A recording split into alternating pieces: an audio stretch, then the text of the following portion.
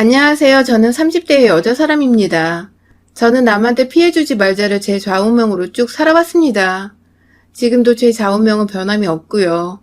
내가 남한테 도움이 되고 도움 주는 삶을 못 산다면 차라리 피해라도 끼치지 말고 잘 살자는 마음에서 정한 좌우명인데요. 요즘 제 삶의 모토와 기준이 마구 흔들리던 와중에 겪은 에피소드를 사연으로 보내봅니다. 저는 작년 5월에 결혼식을 올리고 현재 새신랑과 살고 있는 새 신부입니다. 저희 양가 부모님은 모두 불교 신자시고 저와 남편은 딱히 종교를 가진 것은 아니지만 가끔씩 마음이 허하거나 나들이를 갈 때 산속의 절을 찾아 절을 올리고 맑은 공기를 마시고 오는 걸 좋아하는 편이에요. 저희 친정은 그리 가정 형편이 넉넉한 편이 아닙니다. 제 대학 등록금은 아버지 회사에서 지원을 해주는 바람에 운 좋게 학자금 걱정 없이 잘 다닐 수 있었지만 혜택은 딱 거기까지였어요. 곧 퇴직을 하시게 된 아빠와 조그만 상점 하나를 동네에서 운영 중인데 다달이 50만 원이 좀 안 되는 월세를 내기도 벅차하시는 엄마의 아래서 저는 어떻게든 직장을 잡고 돈을 벌어와야 했습니다. 저는 이 집에 딱 하나뿐인 자식이었으니까요. 친구들이 휴학하고 짧게라도 국내외 여행을 가는 동안에도 전 단 한 번의 휴학을 생각해 본 적도 없이 오로지 취직 혹은 자격증 획득에만 몰두를 했어요. 그리고 정말로 대학을 졸업하기 전이었던 막학기 때 그 노력이 빛을 발하며 원하던 대기업에 단번에 채용이 되었고요. 그렇게 일을 하고 많은 돈은 아니지만 조금씩 월급이란 걸 받아오고 나니 부모님은 숨을 좀 트여하시는 것 같았습니다. 아빠는 인생의 절반 이상을 회사에서 일하며 보낸 분이셔서 그런지 제 직장 생활을 많이 이해해주려 하셨고 또 힘을 주려고 노력하셨어요. 가벼운 덕담부터 시작해서 아무리 용돈을 드려도 자기는 연금이 나오니까 괜찮다며 한사코 거절하곤 하셨죠. 반대로 엄마는 생활비가 필요하고 당장에 연금이 나오진 않으셔서 그런지 제가 드리는 용돈은 늘 기분 좋게 받아보곤 하셨지만 아빠만큼 늘 제 노력에 수고에 고마워하셨고 끝에는 미안하단 말을 잊지 않으셨죠. 상황이 이렇다 보니 저는 쉽사리 결혼을 생각해 볼 수가 없었습니다. 어쩌다 마음에 드는 사람을 만나서 연애를 해보긴 했지만 단 한 번도 그 사람과 결혼을 하고 아이를 낳아 새 가정을 꾸려보고 싶다는 마음이 들었던 적은 없었어요. 제가 결혼을 해버리면 재벌을 만나지 않는 이상은 평범한 남편과 살기 위해 제 월급은 온전히 새 가정을 위해 쓰여야 할 텐데 그렇게 되면 부모님께 용돈을 드릴 수가 없었으니까요. 이제 겨우 아버지 원금에 제 월급까지 더해서 밤에 먹고 싶은 배달음식 하나 정도는 마음껏 시켜 먹을 수 있는 정도가 되었는데 제 결혼으로 그 평온함과 안정을 한순간에 깨버리고 싶지 않았습니다. 그래서 요즘 젊은 사람들이 입에 달고 사는 말처럼 저 또한 결혼을 하지 않는 비혼을 선언해버렸죠. 부모님은 괜시리 본인들이 능력이 없어 제가 이런 선택을 한 것 같다며 또다시 미안해 하셨어요. 집도 턱하니 사주고 딸 용돈도 마구 쥐어주면서 풍족하게 키우고 싶었는데 그러지 못했다며 두고두고 아쉬워하셨지만 전 다 괜찮았어요. 누구보다 부모님의 마음을 잘 알고 있고 또 누구보다 비혼 생활을 잘 이겨낼 자신이 있었으니까요. 그렇게 저는 일에 미친 듯이 몰두를 하며 회사에서 주는 상여금이란 상여금은 거의 다 받아왔던 것 같습니다. 통장은 두둑히 쌓여져 갔고 그럴수록 일에 미쳐서 더 열심히 일과 자기계발에 힘썼어요. 30대에 들어서고는 확실히 함께 입사했던 여자 동기들보다 직급이며 회사 내 평판에서 앞서 있었고 몇몇 떨어져 나간 남자 동기들을 제외하곤 나머지 사람들도 저와 함께 어울리고 술자리를 가지며 회사 얘기를 나누고 미래를 고민하는 것을 좋아라 했죠. 주변 사람들에게 인정도 받고 그만큼 보상이 따르는 것 같아서 아무런 불만거리 없이 직장생활을 이어갔어요. 그러던 중 제가 부모님을 따라서 주말을 맞이해 근처 뒷산에 자리 잡은 작은 사찰을 찾았어요. 평소에도 부모님과 저녁 먹고 설렁설렁 날이 좋으면 산책을 하러 가는 곳이기도 했는데요. 낮에 가면 여기저기 등산을 하다가 사찰 앞에서 잠시 들고 온 커피를 마시면서 벤치에 앉아 부모님과 담소를 나누고 있는데 웬 여자분께서 저희한테 다가오시더라고요. 엄마보다 좀 나이가 있어 보이던 그 여자분은 다짜고짜 다가와서는 가족이냐고 여기 올 때마다 보는 것 같은데 참 보기 좋다면서 칭찬을 늘어놓으셨어요. 그 바람에 저희 가족은 동시에 말로만 듣던 그 도를 아시나요? 컴퍼니에서 나오신 분이라 생각이 되어 급 경계를 하기 시작했고요. 그런데 여자분이 저희에게 다가온 이유는 아주 뜻밖이었습니다. 바로 자신의 아들과 저를 소개시켜주고 싶다는 것이었죠. 자신의 부부도 불교 신자이고 근처에 살아서 이곳을 자주 놀러 오곤 하는데 그럴 때마다 부모님을 모시고 저를 찾는 제 모습이 너무도 효녀스럽고 착해 보였다며 사업을 하고는 자신의 아들의 짝으로 꼭 한번 소개를 해주고 싶은데 괜찮냐 물어보는 여자의 말이 내심 기분 나쁘지는 않았습니다. 내가 아직 죽지 않았구나 하며 속으로 흐뭇해하기도 했죠. 그래도 결혼은 아니라는 생각으로 최대한 예의 바르게 거절을 했는데 글쎄 제 뒤에서 저희 부모님은 딴 생각을 품고 계셨더라고요. 그 후 제가 야근이 있거나 피곤하면 평일에는 두 분이서만 사찰을 올라가곤 하셨는데 그럴 때마다 그 여자분과 다시 마주쳤나 보더라고요. 저희 부모님 입장에서는 사업하는 아들이라고 하니 그저 딸내미를 늦게라도 여유 있는 집안에 시집을 보내고 싶으셨던 것이고 상대방에서는 결혼을 못하고 있는데 제가 딱 며느리감으로 생각이 되니 선이라도 보게 해주고 싶었던 것이고 아무튼 자식들은 아무런 스파크가 없는데 부모님들끼리 오두방정을 떨며 인연이라고 선자리를 맞추셨고 그로 인해 전 영문도 모른 채 나간 자리에서 그 여자분과 그 여자분의 아들까지 만나보게 되었습니다. 생각보다 나쁘지 않은 비주얼에 사업을 해서 그런지 제가 저희 회사 상사분들한테 보던 값비싼 시계며 옷을 걸치고는 나타난 그 남자는 저와의 대화 코드도 잘 맞고 사람이 겸손하고 예의 바른 게 참 괜찮았습니다. 도중에 어머님들은 자리를 비켜주셨는데 저는 단둘이 있을 때 더 설레고 대화가 재밌었어요. 비오는 자랑스레 외치고 다짐했던 제가 어느 순간 이성에 홀딱 반해서는 정신을 못 차리고 있다는 걸 새삼 깨달았지만 정신을 차리고 싶지 않았어요. 너무도 오랜만에 만나보는 이성이고 또 무엇보다 제 맘에 쏙 드는 사람이었기에 그냥 이대로 비혼 선언을 차려야 할까 싶은 마음이었답니다. 그리고 결국 저는 그 남자와 1년의 불타는 연애를 마치고서 끝내 결혼식을 올렸답니다. 그 사람이 바로 지금의 제 남편이에요. 남편은 결혼을 하고 나서도 제가 봤던 것처럼 예의 바르고 다정한 사람이었어요. 무슨 사업을 하는 줄은 정확히 몰랐지만 한국의 영화를 다른 나라에 팔고 수출하는 일을 한다고 들었어요. 실제로 집에는 늘 제작사로부터 받아온 영화 포스터의 홍보 마케팅 자료들로 가득했었고 마침 당시 한국 영화가 기생충으로 전 세계에서 아주 대흥행을 기록하고 있던 데라서 남편은 결혼과 동시에 더더욱 바빠졌죠. 네가 우리 집안의 보배라며 남편의 사업이 잘 풀려가는 게 제 덕이라 말씀하시는 시어머니와 그런 시어머니 옆에서 맞장구를 쳐주며 절 치켜 세워주던 남편의 모습은 참 이상적이었고 또 설렜습니다.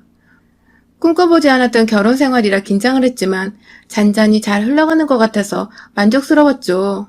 저는 저대로 제 일에 소홀해하지 않았고 오히려 시집가고 나서 사람이 나태해졌다는 소리를 듣기 싫어서 더 독하고 열심히 직장 생활에 임했어요. 그렇게 각자가 자신의 위치에서 최선을 다해 열심히 살고 있었는데 어느 날 저희 부부에게 예상하지 못했던 변수가 생겨났어요.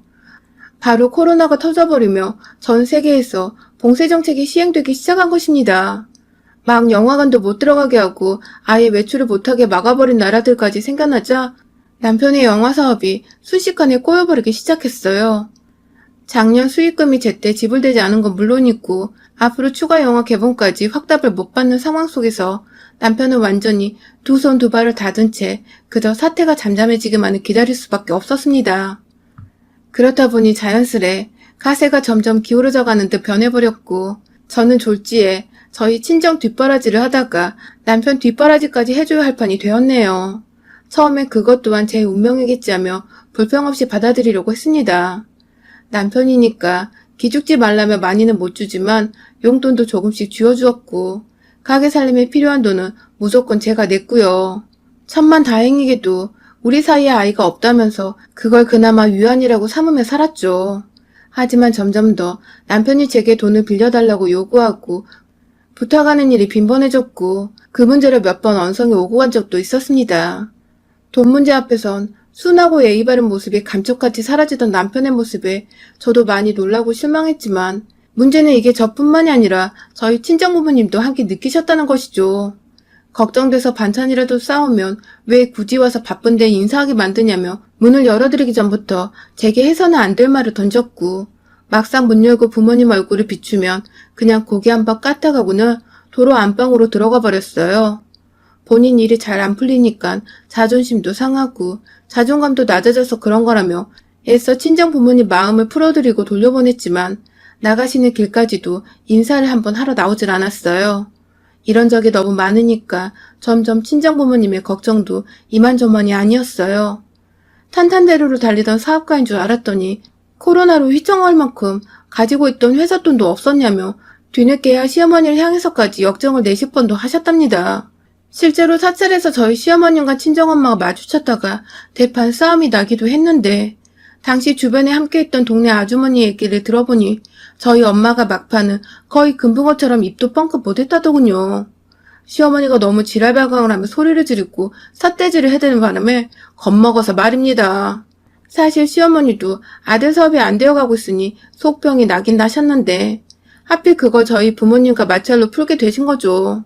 상황이 이렇다 보니 저는 저대로 남편과 시어머니께 불만이 생기기 시작했어요. 어찌되었든 이 집안에 며느리 있고 아내니까 최대한 도울 수 있을 만큼 도와주려고 노력을 했지만 본인들 자존심 상한 게 먼저고 처지가 나빠진 것만 생각하기 바빴던 두 모자는 결코 제 도움을 달갑게만 생각하지 않았어요.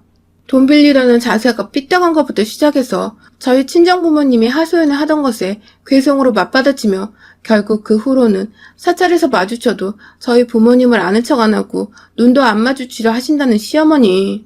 사돈을 향해 최소한의 예의를 갖추지 않은 것까지 싹 다 제가 눈에 불을 켜고 벼르고 있었습니다. 저는 시집간다고 경제적인 도움을 왕창 받은 것도 아니었고 제 딴엔 저도 모아놓고 있었던 돈을 써서 시집을 왔거든요.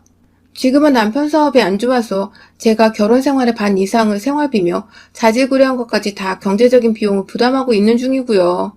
그런데 아무도 고맙단 말도 안 하고 인사도 안 하고 그렇다고 알아주지도 않네요.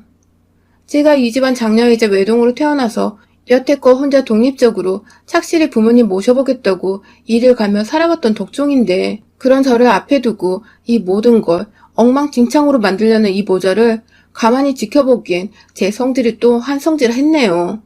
그러다 결국 일이 터졌어요. 아니 글쎄 시어머니가 어디서 술을 잔뜩 들이마셔서는 저희 친정집에 찾아오신 겁니다. 저는 그날 퇴근을 한 후 남편의 저녁상을 말끔하게 차려낸 뒤 같이 밥을 먹고는 산책을 할 겸 동네를 걸어보지 않겠냐고 먼저 손을 내밀었어요. 집에만 있으면 축 처지는 것 같으니 남편에게 오랜만에 바깥바람을 쐬어주고 싶었던 마음이었죠. 속으로 내심 아무것도 안 하고 누워 TV만 보는 이 인간이 답답한 것도 없잖아 있었지만 끝내 티 한 번 내지를 않았고요. 하지만 남편은 뭐가 그리 불편하고 기분 나빴는지 제게 대답 대신 화를 내며 거절을 하더라고요. 귀찮게 왜 그러냐고 신경질을 부리던 남편의 모습은 정말 남아있던 티끌만한 정까지 떨어지게 만들었습니다. 와이프가 얼마나 만만했으면 저럴까 싶어서 순간 울컥해서 눈물이 나오려는 걸 참겠다며 후다닥 집 밖으로 나왔어요. 그리고는 동네를 산책하다가 아이스크림 몇 개를 사들고서는 친정으로 갔고요. 그런데 그 사이 술을 먹고 저희 집에 갔다가 제가 없는 걸 알고는 속이 뒤틀리셨는지 친정까지 찾아와 저를 찾던 시어머니. 결국 친정집에서 나오는 저를 보고는 아들만큼이나 신경질을 부리시더군요. 집에서 자기 아들은 아무것도 못하고 누워있는데 넌 팔자좋게 친정을 오가며 쉬고 있냐며 대뜸 저희 부모님까지 싸잡아서는 개차반이라고 상종 못할 말종이라고 욕까지 짓거리셨어요. 졸지에 평안하게 아이스크림을 먹고 있다가 날벼락을 맞은 저와 저희 부모님은 어쩌다 저런 사돈을 만났나 싶어 머리가 지끈거리던 와중이었고요. 그러던 중 현관에 쭉 서있던 시어머니가 대뜸 신발을 신은 채 저희 집 안으로 들어와서는 자기 아이스크림은 없냐고 냉동실 문을 막 열어보기 시작하셨습니다. 술이 아주 꽐라가 되신 채로 사돈댁에 찾아오신 거였어요. 한참을 사돈집 냉동실을 뒤지다가 냉장고도 뒤지고 급기야 국물 있는 반찬통까지 멋대로 끄집어내서는 바닥에 내팽개치듯 내려놓는 바람에 뚜껑에 빠져 국물이 새는 상황까지 갔고 더 이상 보고만 있을 수 없어서 제가 다가가 말리려던 그때 시어머니가 제 머리 끄댕이를 잡아당기셨어요. 남편 길을 못 피게 만들어서 아들 사업이 저 모양이 된 거라면서 제 머리를 막 잡아당기며 이리저리 흔드신다고 제가 도중에 머리를 옆에 있던 식탁에 찧어버리고 말았습니다. 진짜 피가 안 난 게 다행이었지. 너무 아파서 눈물이 찔끔 흘러나왔어요. 듣도 보도 못한 욕을 2년 전 섞어가며 내뱉으시는데 진짜 진짠머리가 나더라고요. 중국에서 터져 세계로 퍼진 코로나로 인해 망한 영화 사업을 한국에서 나고 자라 토종인으로 살다가 지 아들과 결혼한 며느리 탓을 하고 앉아있으니 얼척이 없다 못해 웃기고 화가 나 죽는 줄 알았습니다. 어찌나 머리카락을 꽉 잡고 있었던지 저희 친정아버지가 달려들었는데도 손을 놓을 생각을 안 했어요. 친정엄마는 경찰에 신고를 하고 있고 전화를 끊자마자 남편한테 전화해서 당장 엄마 데려가라고 고래고래 소리를 지르고 있고 아주 개판되기 5분 전 상황이었던 그 순간 저도 도저히 당하고만 있을 수 없겠더군요. 남편 사업으로 저도 힘든 시기를 보내고 있는데 며느리와 으쌰으쌰 할 생각은 안 하고 그저 본인 상처받고 본인 힘든 것만 생각하고 행동하다니 결국 이렇게 친정에서 무례하게 난장판까지 일으킨 시어머니를 아주 홍군형을 내줘야겠다 생각했습니다. 별다른 방법이 필요 없었어요. 아이스크림을 먹고 싶다고 저희 친정엄마 냉동실을 마구잡이로 헤집어 놓으며 뒤집은 우리 시어머니의 소원을 이루어드리기 위해서 다칠랑 말랑 대롱대롱 거리고 있는 냉동실 문을 열고는 얼음을 꺼냈습니다. 여름엔 저희 가족들 모두 더위를 너무 많이 타는지라 얼음통에다가 얼음을 정말 꽉꽉 채워놓곤 하는데요. 이게 이렇게 쓰일 줄은 몰랐지만 그 통 그래도 손으로 빼내서 술주정 부린다고 바닥에 쭈그려 앉아있던 시어머니의 머리 위로 확 쏟아 부어버렸어요.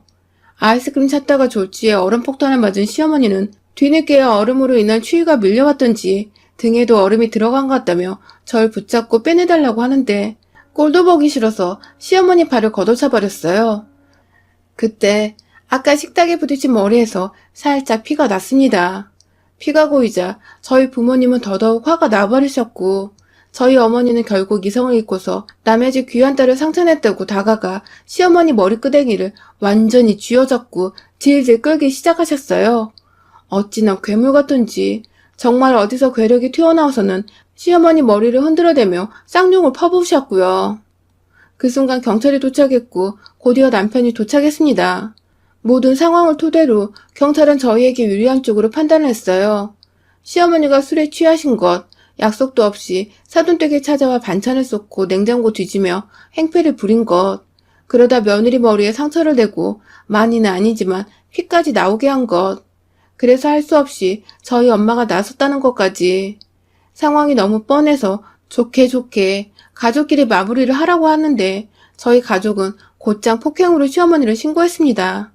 차마 제가 얼음을 쏟아 부었다는 말을 안 했는데 저희 시어머니가 알아서 술김에 자기가 쏟은 거라고 말을 횡설수설 하더군요. 그 바람에 남편은 제발 한 번만 용서를 해달라며 저희 부모님과 저를 향해 싹싹 빌기 시작했고 급기야 저한테 무릎까지 꿇고는 그동안 내가 소홀했다며 미안하다고 지난 일까지 용서를 구했어요. 지 엄마가 며느리한테 폭행을 해서 경찰에 가 조사받는다는 소문이 나는 게 차마 한동네에서 겁이 났던지 입단속까지 부탁을 하면서 말이죠. 하지만 전 이 집구석 인간들과 더 이상 얽히고 싶지가 않았어요.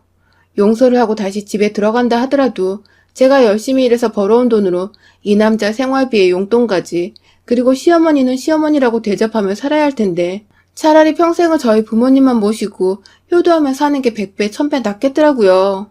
결국 저는 남편과 시어머니를 고소하지 않는 조건하에 합의혼을 하게 되었습니다. 그것 외에도 남편의 사업으로 인해 제가 그간 생활비며 용돈이면 다 챙겨주고 살았는데도 마음고생이 심해 이혼하고 싶다고 얼마든지 위자료를 청구할 수 있는 상황이었지만 차마 돈 한 푼 못 벌고 있는 남편한테서 한 동네 사는데 껄끄럽게 돈 받아내고 싶진 않았어요. 다만 자꾸만 매달리고 이혼하지 말아달라며 사정하는 남편과 합의혼으로 깔끔하게 끝맺음을 짓기로 했죠. 이 사람에겐 저와 이혼하는 것보다 대기업 다니는 와이프가 없어서 용돈이라도 타낼 구석이 없다는 게 더 끔찍한 현실일 테니 현실에서 지옥을 맛보도록 해주고 싶었습니다. 다시 돌아온 싱글이지만 전보다 더 싱글라이프의 소중함을 느껴보고 이제 저희 친정부모님께 그간 소홀했던 효도를 더 열심히 해드리려 합니다. 여러분의 생각은 댓글로 남겨주세요. 오늘도 시청해주셔서 정말 감사합니다.